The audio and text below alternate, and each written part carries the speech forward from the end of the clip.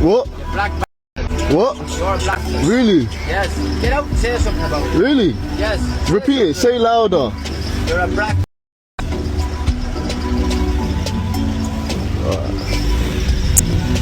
Would it take long to pay for it? 10 years? Nah. Nah, I How long would didn't. it take you to pay for it? It took about 3 days. What? Took about 3 days. You would be earning money or not out of school yet in the bank. You've been a long time getting some pocket money out of your dad. You don't even know who your dad is. Your mom is alive. When racist men see a black man with a BMW or another luxury car or any symbol of stability, their minds enter self-defense mode. They rewrite reality. They tell themselves it must have taken 10 years to pay off, or it must be rented, or it must be financed forever. Anything to protect their ego from the truth. And the truth is simple.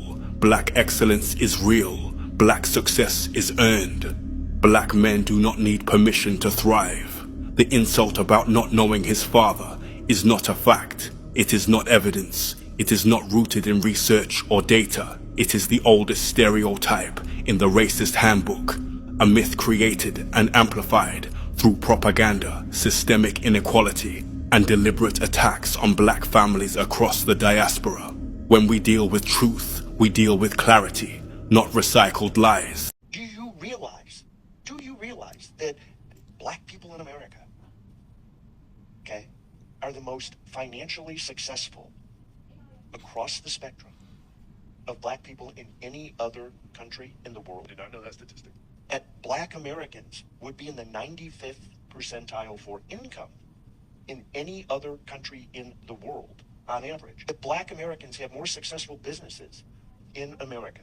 When my people say we are the best, I mean, where's the lie? We are the best. Okay? We are the best, and we so humble, we don't even pop it like we supposed to be popping it. Like, I mean, it's crazy out here. Little old black Americans, the descendants of slaves, are the best. Wow. I'll be mad too. I'm not gonna lie, I'll be mad too. Wow.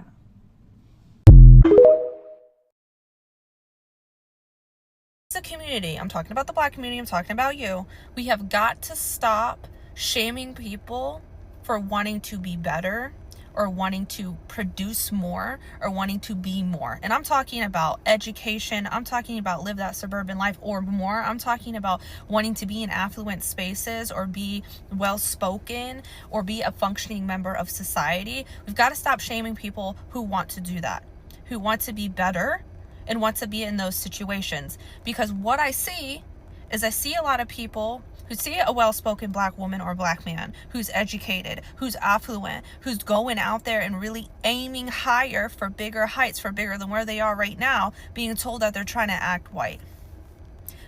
All of that, all their hard work, all of it is just attributed to them wanting to act white. Why are you putting your people, our people, the successes of people onto factors like they're trying to be white? Stop giving that away to white people. Stop giving that away to whiteness. Affluency and success and education don't belong to white people. Those are not attributes solely used to describe white folk. Don't give it away. Don't further yourself away or put distance between you and those successes. Why are we doing that? That belongs to everyone. That should be a marker. That should be something anybody has the right to achieve. Don't count yourself out. Don't you be the one to remove your community and yourself from those spaces. Stop trying to shame people out of those spaces for wanting to act white. They're not acting white. They're just a good person. They're just a person with ambition and goals. That's it. That's it.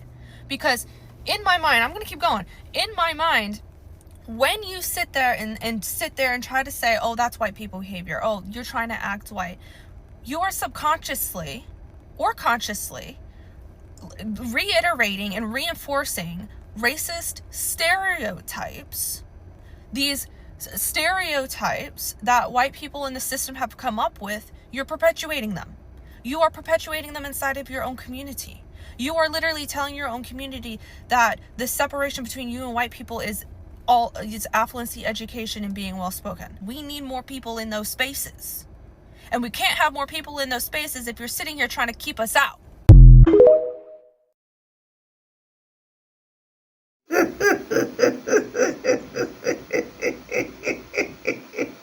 They hate black excellence so much.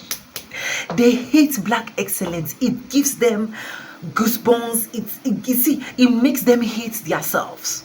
Black excellence, black succeeding, blacks waxing strong, blacks driving BMW. Look at the question he's asking. How long did it take you to pay? How long?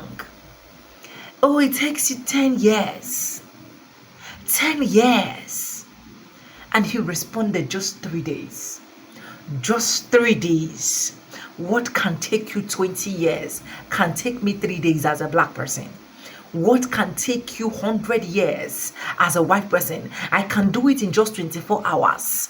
What you can make that would take you 50 years, I can use 5 days and achieve it.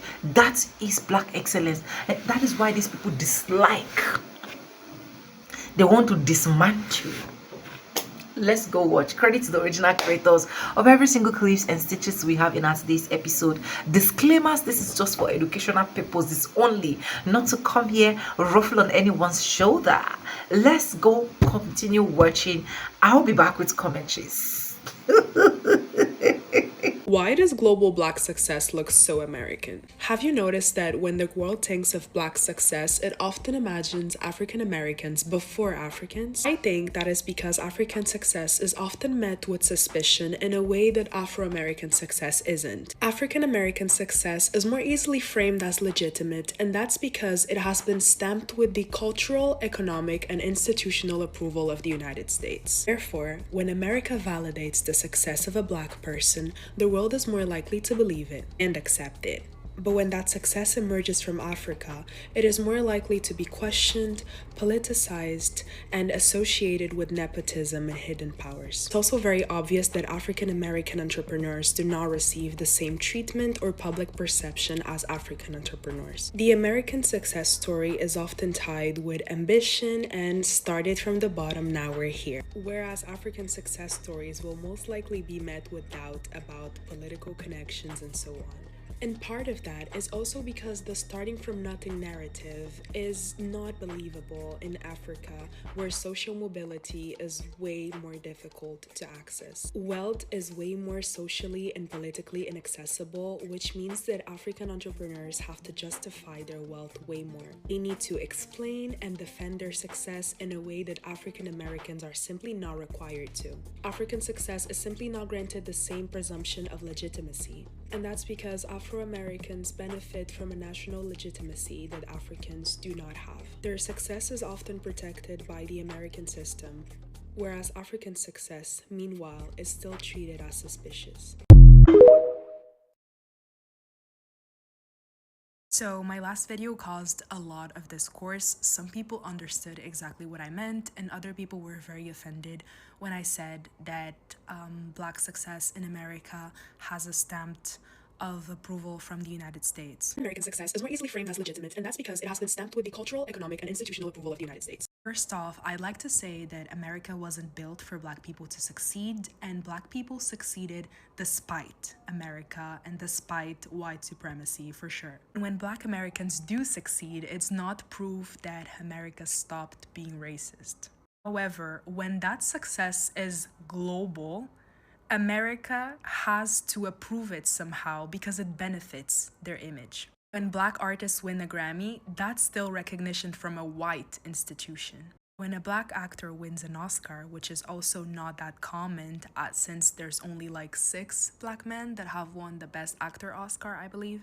That is still validation through a white institution. When you make it into an Ivy League, when you are recognized by significant newspapers, when you are part of a luxury campaign, when you get Olympic credentials, when you are appointed in government, these are forms of recognition from white institutions. And this is what I meant when I said that America gives a stamp of approval to Black success. Once an Afro-American has been globally recognized, it's usually because they're able to pass through that white filter. All those institutions that I just mentioned were not made for Black people, and now Black people get to have a pass in those institutions, even though the process to get there is not easy. But this is what I meant. Once the success of a Black person becomes impossible for America to ignore it, they are forced to recognize it because it does contribute to the idea that if you work hard and if you have enough merit, you can make it in white America. Afro-Americans have built very strong and relevant narratives that we all consume, that America knew how to monetize and distribute it around the world because it would be so relevant for American culture as well. That was never to say that Afro-Americans or Black Americans, because I was also corrected in the comments, that is not to say that Black Americans have not worked hard, have not literally have to die to get to where they are right now in America and in a global scale.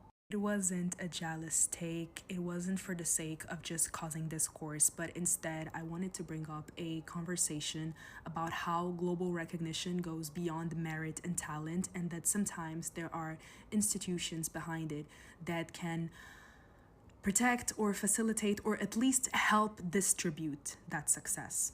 The contradiction is that America will promote success and be like, look, everyone in America can make it, even though it's a big contradiction with the reality of being Black in America. My point is the Americanness of Afro-Americans can give their success global recognition or legitimacy in a way that their Blackness alone wouldn't have been able to get them. Black American who is recognized by the Oscars, by the Grammys, by the New York Times, by the White House are still being made legible through American institutions that the entire world respects. The way we non-Americans see it is that you can be marginalized in America and you can still be legible through American power. Because that American power can also travel through the people that America marginalizes, which is crazy, but this is how we see it.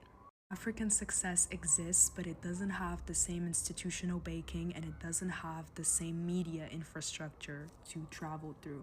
As someone who was born and raised in an African country, Angola, I have consumed a lot of art from Black Americans.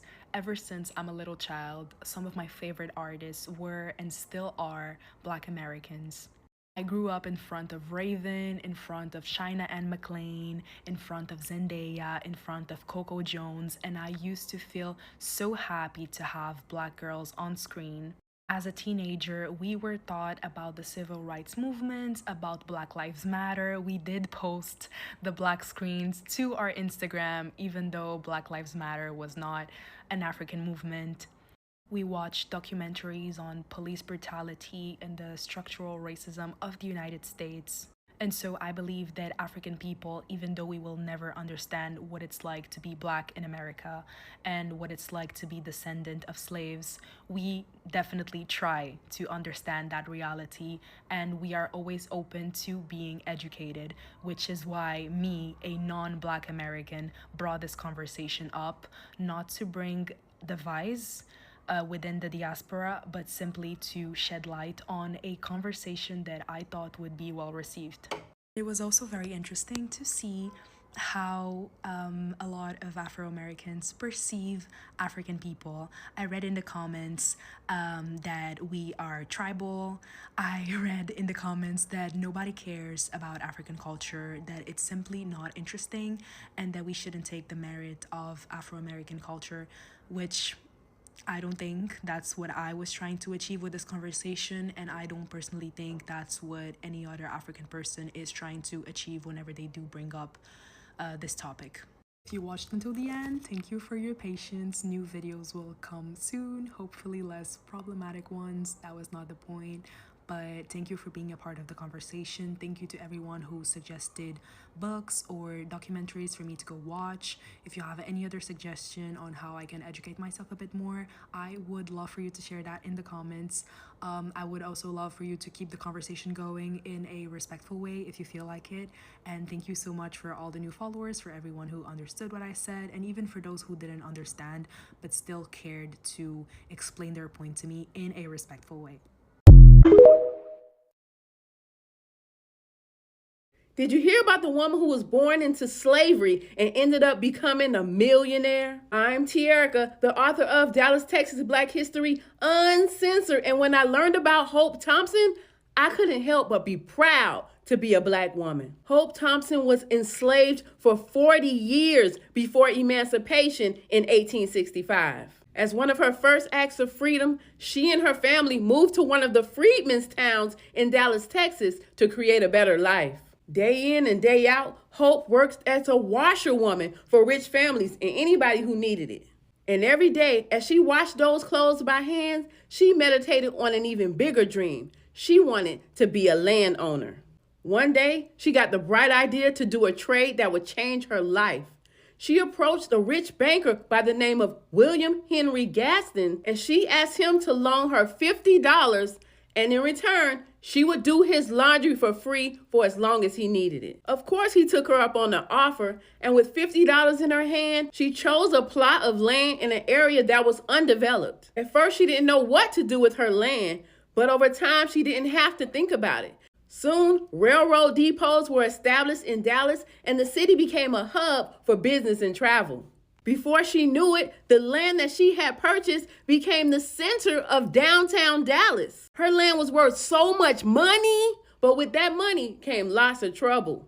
People were suing her left and right, trying to take her money, trying to take her land. Her no-good-ass husband, Isaac, was the main one. He was putting his hands on her, threatening her, telling her she was ugly. He was jealous that she was so smart, and eventually he left her to find somebody who was more on his level. And thankfully, when he left, he didn't get a damn dime.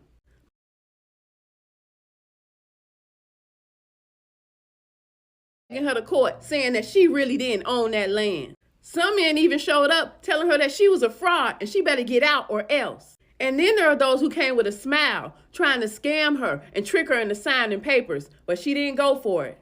Hope Thompson, the formerly enslaved washerwoman who had been dumped by her ugly husband, held on to her fortune until it was worth more than $1 million. Hope retired in Dallas around 1880 with extreme wealth. She remained single, living with her daughter and son-in-law, and she was happy. How much do you love that rags to riches story? Leave a comment to let me know. I'm THRE with the T. Follow for more Black history.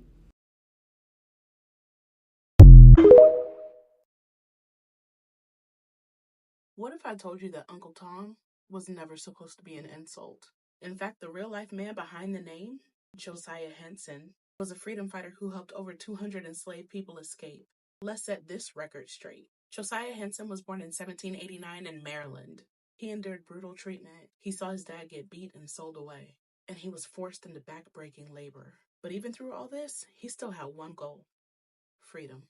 In 1830, Henson escaped slavery with his wife and children. They traveled over 600 miles on foot to Canada. Once free, he didn't stop. He founded the Dawn Settlement, which was a thriving community for free Black people. And he also built a school to educate former slaves. But here's where history twists the truth. In 1852, Harriet Beecher Stowe, she wrote Uncle Tom's Cabin, which was a novel inspired by Henson's real-life journey. The book was meant to expose the horrors of slavery. And in the original story, Uncle Tom was a brave, selfless hero who protected others, refused to betray his fellow slaves, and even died resisting his enslaver. But over time, racist minstrel shows distorted the character, turning Uncle Tom into a weak, submissive figure, someone who just accepted his oppression. And that's how Uncle Tom became an insult. But the truth? Henson was anything but weak. He was a leader, an abolitionist, and a man who risked his life to help over 200 enslaved people escape to freedom. He built a future for his people when all the world wanted to do was erase them. It's time to reclaim his name. Uncle Tom was not a traitor. He was a hero. Say his name, Josiah Henson. Don't mind my face, but damn. Look who's on my fucking chip bag. Look at the man. ISO speed. Look. King, since when speed ever been on a chip bag? Oh, and then these hoes smack. Like, look at these. These hoes smack, bro. They're not even bad chips. You know it's crazy because, like, bro, like, this nigga is a walking inspiration, bro. Like, this nigga came from getting teased at on stream, chat bullying him, he rage baiting, niggas rage bait his auntie and shit. He's playing 2K, toxic gangs servers and shit. Like, bro, this nigga came a long way, bro. Like Speed is really the walking black success. Like, he's a walking black successful nigga. The nigga came from the struggle. And look where he get. Look where he at now. He on my fucking chip bag, nigga. I'm eating chips. I'm eating Speed while watching Speed. Like, that shit don't. Bro. I don't watch a nigga like that no more. But I know Diddy. But like, damn. That shit crazy. Like, that shows you that like anything's possible, bro. Just keep going, even through them hard times. Like, that storm gonna come, yeah, but like that storm ain't gonna last forever. So just keep going, man. Like, cause look what this nigga. Look what this, I'm eating. Like, come on, bro. This nigga came from. I used to watch this nigga playing 2K game. He's on my chip bag. I never thought, bro. If real niggas know, the real niggas watch Speed back in 2021. Back in 2020. Like, them 2021 days, bro, like, Speed took over, nigga. Niggas know we been know he was finna blow. Like, it was just patience. That was it, fam. Now look at him eating the damn chip, bro. Check this out. You know, just because you're black in skin color, it doesn't actually mean that you're black. And I say this because there are some people who are against our culture, but they're black in skin color, where they will actually stifle your growth as a black person, as a black man or woman. As you try to excel in life, they will stifle you and they will make it their mission to make sure that you never succeed. And I say this because I recently put a video out saying that, you know, being pro-black is we want black superiority, which basically is black excellence, which basically means that if you, for example, are running a race, let's just say every race in terms of skin color is running a race, you want to come first. Now, if you come first, that will mean that everybody else will fall behind you. You know what I'm saying? So that's what superiority means. It means that you want to be number one. Doesn't mean you're going to disrespect other races beneath you. It just means that you want to do your best. Black excellence. Now, when I put this video out, there are a number of black people that disagreed with me. First of all, they said that they felt like when I said black superiority, they thought I said black supremacy, which is two completely different things. And you know, when you post a video and it gets lost in translation and everybody thinks I said, I want black supremacy. And it's like people are saying, you know, in commenting, having not even watched the video. But there was a lot of black people that agreed with one guy, and he said that, I put the comment on the screen, and he's saying that basically he doesn't want black superiority, you know, and it's a negative thing. And the thing is, some people, they think that black equality is a real thing.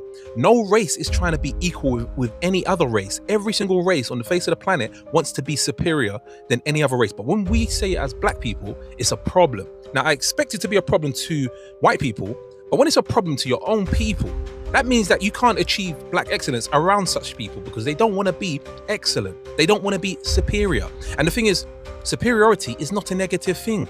It literally means that, for example, like if I send my kid to school and it's sports day, I want him to come first. I'm not going to say to him, come equal to Timmy.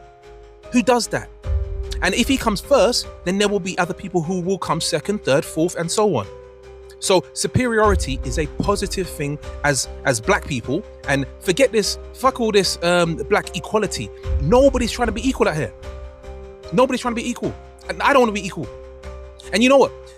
If you have a race that is above you, like for example, the white race, and again, when I talk like this, it doesn't mean I'm trying to put down any other race. I'm literally just saying how we are economically, socially, and so forth, yeah?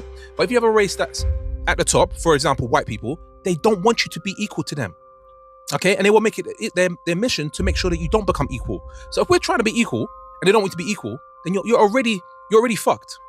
So that's why I say black superiority. We want to be better than. And there should be nothing wrong with black excellence, black superiority. But when you got your own people saying, we don't want that, we want to be equal, they're already stifling your growth. They're stifling your growth. And that's why I said some black people are not actually for the culture like that, because they don't want to be excellent, in my opinion.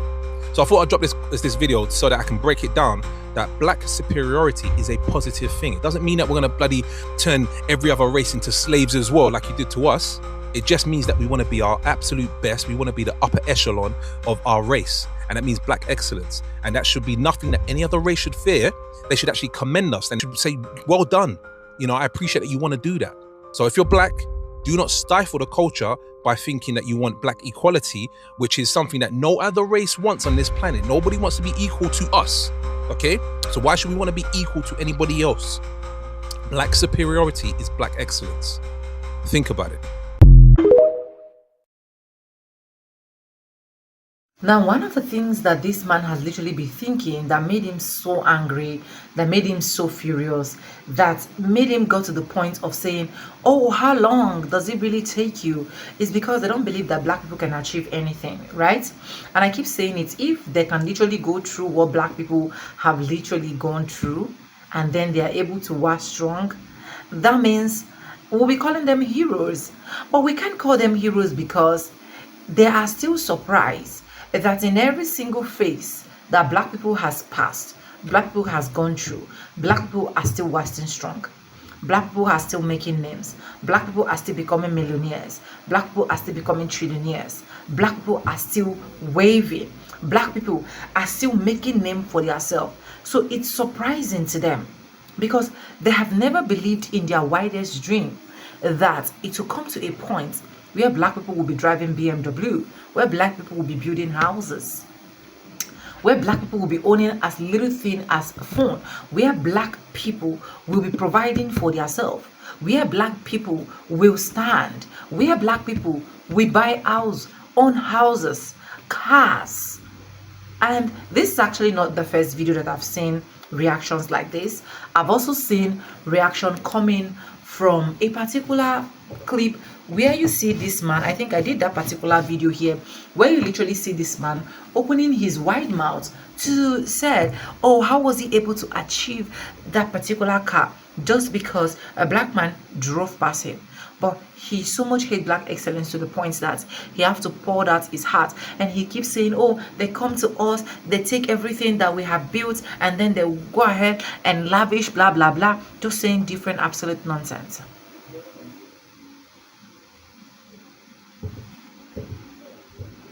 But does that stop black people from becoming who they are? No, it doesn't. It absolutely doesn't. Because why?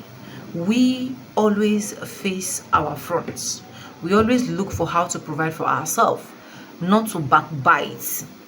We always look out for ways to stand on our feet, not to envy.